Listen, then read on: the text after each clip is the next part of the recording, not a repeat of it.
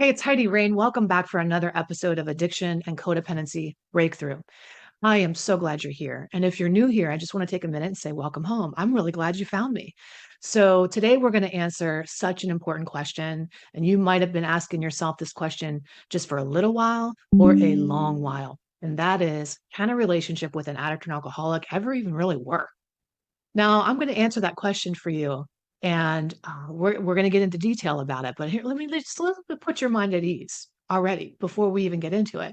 The answer to the question, can a relationship with an addict and alcoholic ever work, is yes, but okay, or and yes, and if you're able to answer these four questions that I'm going to walk you through in this talk, and you search your soul and you answer these questions honestly from the depths of your being about what is most true for you. If you answer these questions in the affirmative, then yes, your relationship with the addict or alcoholic is definitely able to work. I've seen it happen many times, but I've also seen where people have answered truthfully to these questions in the opposite, in a way like, you know what, I don't think I am ready for that, or I don't think I can do that.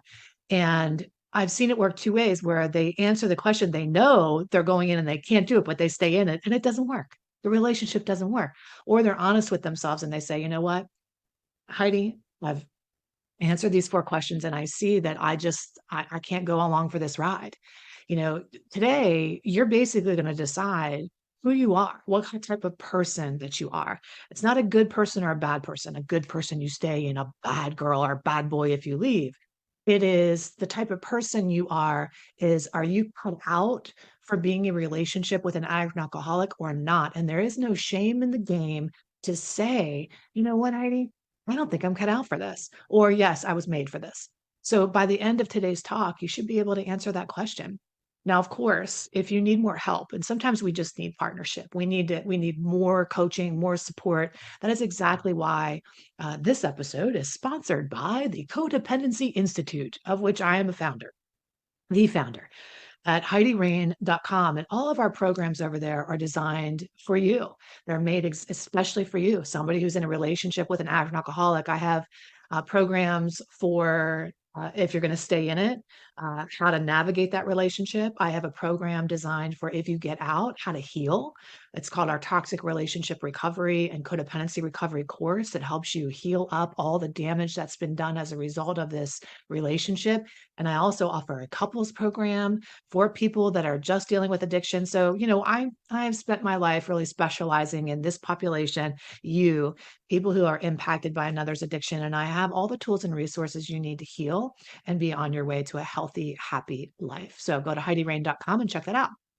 Are you ready to dive into the questions?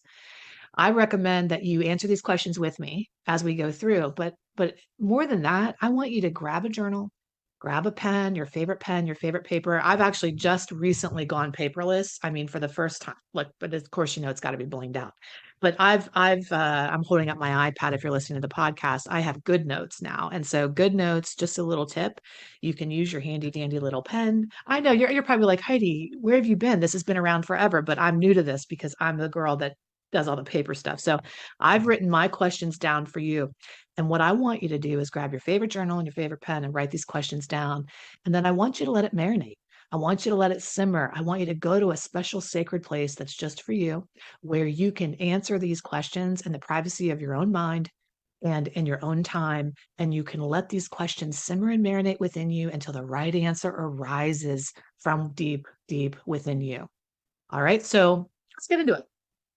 Some of these questions might sound obvious and some of them are not going to be so obvious. And I'm going to get into why they're not so obvious and explain them even deeper. So stay tuned. Okay. Don't miss a question. I'm telling you right now, if you can answer yes to these questions, your relationship is going to work. But if you can't, if you answer some and not all, it ain't going to work. So you need to listen to each and every question. One question is not more important than another question. They're circular. They're all work together to move this bus forward or skirt, tip it over on a side. Okay. The first question is, what type of relationship do you really want? What is it that you want? Now, I want to be happy. I want a loving relationship. I want a fun relationship. I want a free relationship. I'm not asking you that. I'm asking you, what do you need deep within your soul to feel loved and to have a sense of this relationship is worth it for me? How do you feel loved in a relationship? We have an exercise that we do in our codependency recovery course and in our couples where we do this, where we sit down and talk about the different ways that we feel loved. And this is what I need in a partnership in order to feel loved. And we go through that list and we say, I need to feel valued. I need to feel respected. I need to feel understood. I need to feel heard. I need to feel desired. I need to feel cherished. I need to feel, all the supported. A million times I could say that, I'm sure, for you, because I know you're in this one-sided situation. But you've got to be really honest with yourself first and ask yourself, what is it that you need? And stop making yourself wrong for wanting what it is that you want. It's not wrong to want what you want. You're not asking for too much. Your expectations are not too high. Newsflash. But I know that we ask that of ourselves, especially if you grew up in an addicted or dysfunctional dynamic.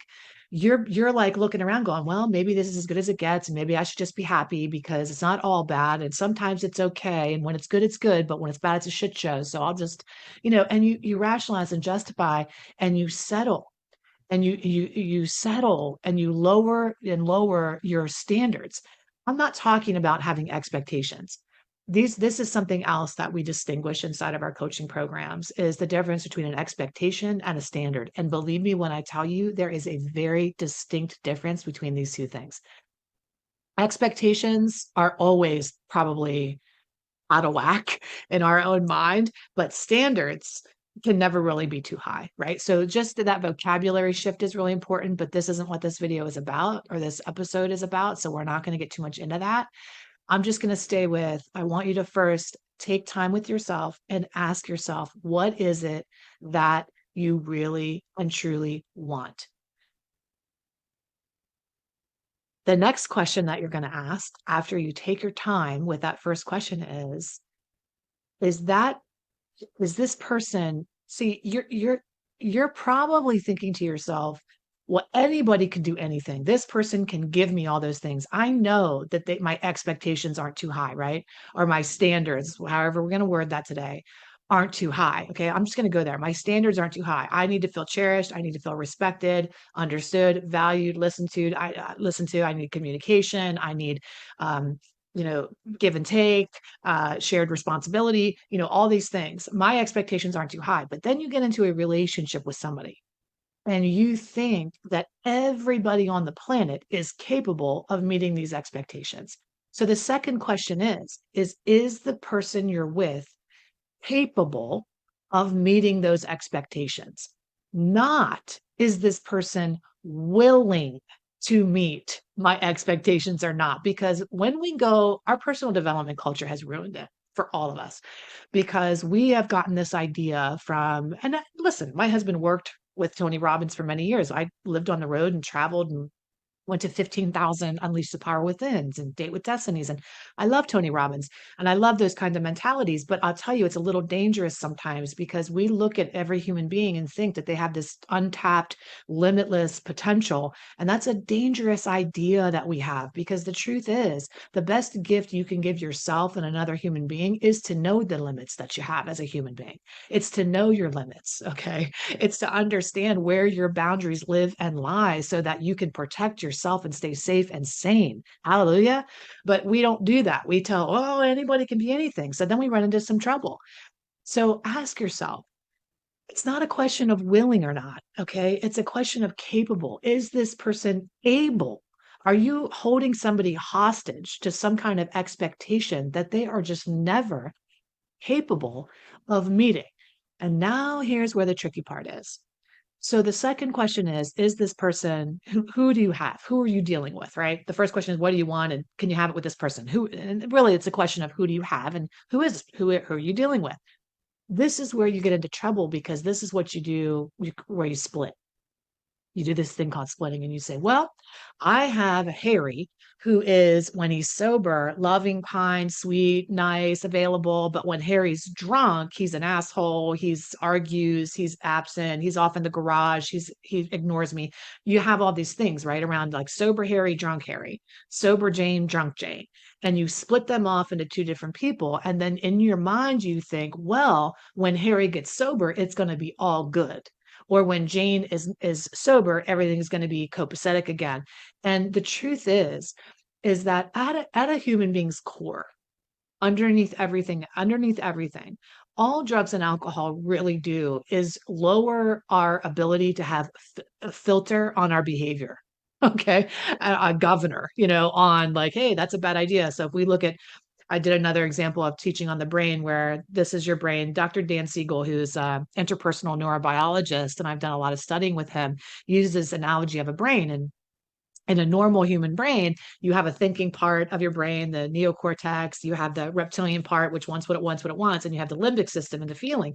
And many times, we're in here in our feelings, but the neocortex is like helping us out, but like, hey, I want to go, I don't know, rob a bank or hit a person or do something stupid. And this part of the brain goes, shh, shh, shh, shh, that's not a great idea, and talks them off the ledge. But eventually, through addiction, this part of the brain kind of stops functioning. The thinking part of the brain isn't really functioning, and the limbic and the reptilian is running the show, but it's not a different person entirely.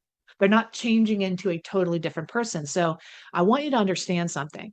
What is your expectation of this person when they get well? Is it that they're all better? They're perfect now. They're happy all the time. They're healed. They're healthy, because you're in for a rude awakening if you think that's the case. If you're with a human being that gets drunk and acts crazy or gets high and is mean, that is a person who has the potential to be that way no matter what.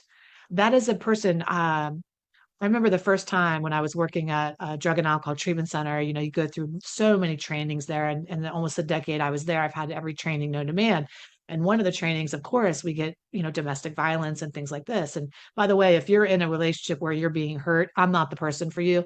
You need to click out of my video and call the helpline.org or the hotline.org and talk to somebody this way, because the population that I'm really dealing with is, I'm assuming you're safe, you're not being in an abusive situation, but sometimes when people are under the influence, they have that propensity, right, to be mean or what have you.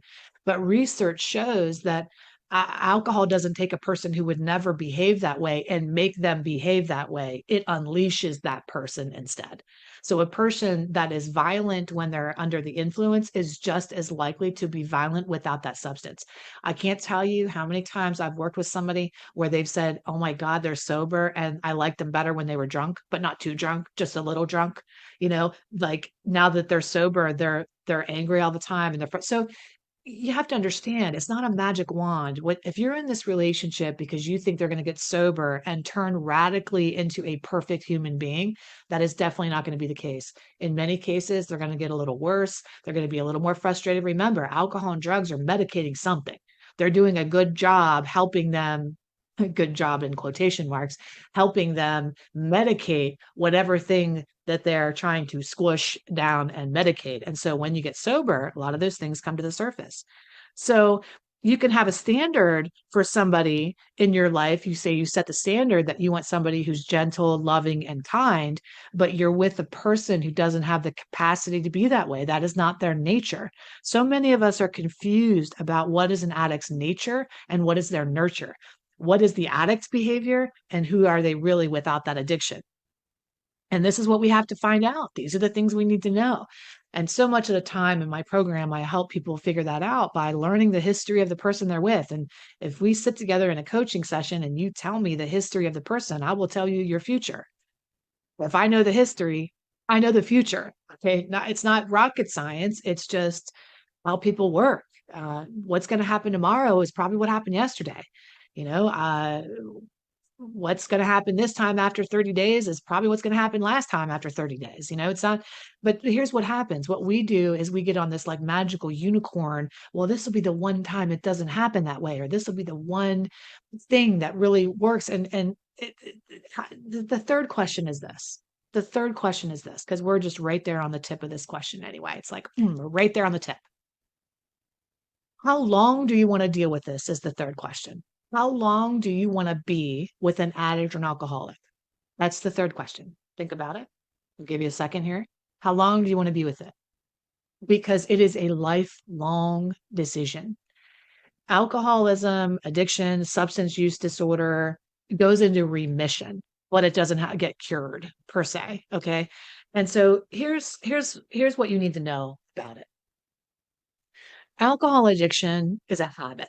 It is a psychological disorder. It is a psychological condition. It is an habitual use of a coping mechanism that's gone wrong, and it turns into an addiction. And we all have addictions. We all have habits that are bad. But let me ask you, have you ever had a bad habit in your life that you magically got rid of that never came back to haunt you, like overeating or whatever it is? Do we just say, oh, I'm magically, I have a bad habit of running to Oreos whenever I'm in distress, but thank God that's never been an issue for me for the rest of my life because I decided that it wasn't an issue. All right. Maybe there are moments that it's an issue, but we work at keeping that in remission. We do other things. We take care of our bodies. We nourish our bodies. We feed what we ask ourselves, what am I really hungry for? In other words, we do the work. So if you're with a human being and you think they're just going to go into treatment and get it over with and they're going to be done and thank God that's over, it's never over. Somebody's going to work at recovery, meaning being a better version of themselves for the rest of their lives. That's what recovery is. Recovery is in a constant state of evolution and progression towards our best self. That's what it is. It's living a fully self-directed life where I am not at the mercy of my habits. I am not at the mercy of my whims and my feelings. I have my mind in control of my actions. And so addiction isn't like you go get cured. Like, if we think about addiction like cancer, okay, we'll make this analogy first. Addiction is like cancer where it goes into remission. But if somebody does, here's how it's not like cancer. If somebody does everything they need to do in remission in their cancer, they're eating right, they're taking all the exercise, they're feeding their mind and body and soul and spirit with what they need, the cancer could still return and it's out of their control. If an addict or an alcoholic goes into remission, it is completely in their control. There isn't like a beer fairy or a pill Santa that comes in like so sneaks in the night and shoves shit in your mouth. That's not how this thing works, right? If I relapse, it's because I am actually making a decision and I am relapsing. So they do have control over their recovery, but they don't have control over their addiction. Meaning when they're in it, but they have control when they're in recovery. They are absolutely in control. And so, but it's not something that's just over with. When I got sober 12 years ago from alcohol, I decided to go alcohol free. I haven't had any alcohol since then. And to me, I know in my heart and soul, it's off the table as an option. But what do I do now when I still get stressed out or when I feel overwhelmed or when I feel sad or I'm still always developing coping mechanisms and other ways to live my life. Now I have another video called The Best Explanation of Addiction Ever, and that explains how and why we get addicted. So you should probably watch that if you want to learn more about what recovery looks like as well. So the third question is, how long do you want to do it? And if you say, I'll be with you so long as I don't ever have to deal with this again, then this probably isn't the person for you. This probably isn't the person for you. You'd probably be better with somebody who doesn't have addiction issues in their history at all, if this is a ride you're unwilling to go on. So we've talked about three things so far. We've talked about, what do you really want? Taking the time to figure out what type of relationship you want. The second question is who you're with capable of giving you what you want without splitting that person? Okay.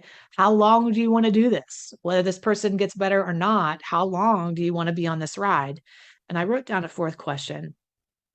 And do you have a plan in place when it gets tough? I think that there are more than four questions to ask yourself, PS, but I know for the sake of this lesson, we want to keep it digestible. I don't want to stuff you full of information and then you're like, oh my God, I'm so full. I can't move. Okay. So do you have a plan in place? Because addiction is like a hurricane. And I've said this analogy many, many times. And hurricanes, when you decide, you say, yes, Heidi, I know what I want. I know this person is capable of giving it to me. Okay. I know they are because they do. They do. They're not, I love everything about them, even when they're under the influence. It's not, crazy mayhem or whatever. And I know that it's a lifelong thing, Heidi. Okay. I know that they're going to be working on their recovery. There's no magic pill. That's what got me into that's what got him into this mess in the first place, thinking it was a magic pill. The fourth question is, what's your personal plan for navigating this relationship? What is your personal plan? All your personal power is in that personal plan. So addiction is like a hurricane. I live in Florida and I'm choosing to live in Florida. So I'm choosing to live in hurricane season, just like I would be choosing eyes wide open to go into a relationship with an addict or an alcoholic. So there are certain things that I need to do in order to be okay inside of hurricane season, just like there are certain things that you need to do in order to be okay living inside of this addiction. You have to, just like I have to put the stupid shutters up on my walls and go to Costco with the other jerks and get all the snacks and eat them on the first night, okay, before the storm even comes. And like I have to, put all my things away from certain rooms and put them up high and do all the stuff and get the stupid headlamps. You have to know how to protect yourself emotionally, financially, physically, spiritually, mentally, and those are called boundaries. And there's not just one boundary. It's like, what's your personal plan when somebody relapses? What are you going to do when somebody is struggling? How do you encourage somebody to get back into treatment? Or what is your philosophy on that? What's the living scenario when they're struggling? I mean, these are the things that I help my clients figure out. And I get to tell you, this personal plan is one of the most important parts. Knowing what you're going to do while you're on this journey is life changing. And also, it just makes your relationship so much easier. There's no surprises. We are all on the same page. You've set this boundary with the addict or alcoholic while they're in a good space, while they're in recovery. We've signed a family plan. We know what the plan is for the family. The whole family's in on the plan. And that's really where the magic happens. And that's where I've seen most successful couples have checked every single one of these boxes. They've come to me and they said, yes, this is here's what I want, Heidi. Okay, here's what I want.